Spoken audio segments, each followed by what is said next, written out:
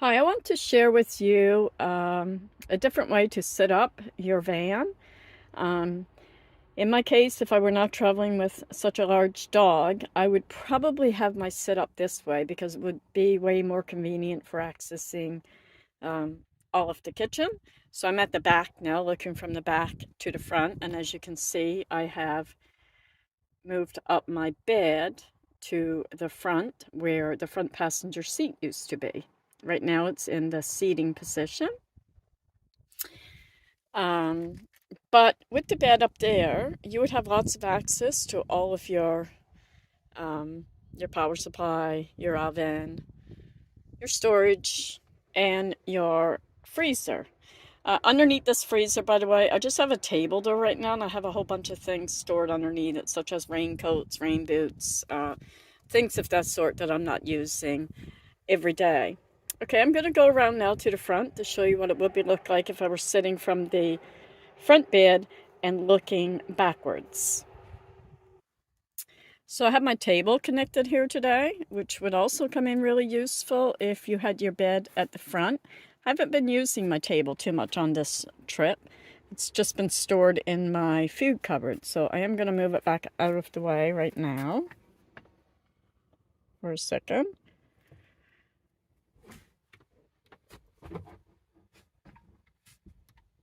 Uh, I want to add too that I have these rubber mats. I'm not sure if I said this before. These are, you can see, they're actually yoga mats. It was a big, I think it was a gorilla mat it was called, and I just cut it down in several different pieces. I use some in my house on my basement floor, and some of it I use in here. Before I sit back there, I want to show you something else while I remember. There's a hole underneath that, and I usually keep a board underneath this as well. But underneath here is from the seat, the hook. I don't know if you can see it down there, the hook. And this is where I leash my dog onto when we are traveling. So in the event of an unfortunate accident, he don't go flying out the window. And I have two. There's one here, and the other hole was over there, so that I could easily put in my back, the single seat on this side if I need it. And I have done it when I've traveled with my son on a little adventure. I had to put the seat back in, and it didn't take very long, maybe 10 minutes or so, really. No time at all. So this is the view where I am sitting from the back, from the front, and looking towards the back. So this would be an excellent area. You have lots of floor space here to work around. Again, this is only if you're not traveling with a large dog as I am. That makes a big difference. So I can also, with this table here, if I want to sit up here, I could just sit here and use this table, swing it around, and in the nighttime, I could just line it up right here where it's not in my way of sleeping. And I still have this counter space here, which if I were needed to have more space, I could just rise up this little door that covers up my water container down here, and also where I store my stove. In the driver's seat right here is where I store all my extras and my blankets and whatnot when I'm sit up for daytime. I just pack up all my blankets and I just put them right here in the driver's seat, and yeah, it keeps them out of the way and gives me extra space. So lots of space here to do things, whether you want to be cooking here or, and this, like I said, it also goes outside. This table also swings around, and I still have my reflective in, but that table also goes around and swings out that door as well. I designed it to be like that so it could swing out both sides. When I purchased this vehicle, sorry, my reflective is blowing off back there in the wind, as you can see. But when I purchased this vehicle, I did not check the side windows, and the side windows do not roll down. And that was a big problem because my ideal setting was to cook from the inside using a vent system and the sliding door window coming down. But I have the cheap version of the van.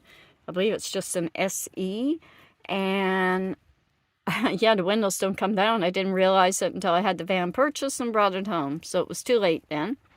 But anyways, still the same. I got a great deal on this van. I only paid like $3,500. It was 132,000 kilometers. And my mechanic says it's in excellent condition. The bottom is excellent. So I'm not going to complain about the windows. I just have to find another way and do things a different way. Yeah, so that's it here. And I will move around to the front. I also want to show you. So right now I have my little cassette potty right here, and you could just put like a little cover on that or a little cushion. I just have that painter's tarp that I was showing in my last video on here right now folded up, and that's just sitting there, and you could pull that over for eating and pull that over, and this is where you can do your work. If you got a laptop, you can sit up here. Plenty of room, plenty of wide for a full-size 17-inch laptop. Or you can eat your food from here, which is usually where I eat at this table, and just sit right here. So yeah, I hope this gives you some more ideas for people that are building. I mean, I honestly am amazed myself at how much space is really inside of this Dodge Grand Caravan. And if you put it together right, I mean, there are other things that I could do. I look around and I still see ways that I can improve on things. I don't know that I'm going to do much more because I'm really hoping that in the fall, the late fall, that I'm going to be able to purchase a bigger vehicle. So here's my bed here from this angle, and this would just fold forward, of course, and you could pull it forward. I've only been using the one layer, so pulling out, which is plenty of space for me, but if you pull it the whole waist, then you'll have the full, I believe it's 6 feet, but I'm only like 5 foot, really not too much. So, and you know, if you just want to sit there and you want to curl up there, you can also just close up your curtains. So yeah, anyway, I hope you've enjoyed this video, and don't forget to subscribe, and when I come up with new ideas or whatever, I'm going to be posting them. Thank you all, and have a great day from the beautiful location where I'm at, which is Marystown, Newfoundland. And I've been here now for several days, and I absolutely love it. I don't want to leave here. The weather has been cooperating, and I believe it's September the 24th. I've kind of lost track of time, but the weather has just been amazing. If you are going to travel to Newfoundland, I would suggest you wait until the fall season.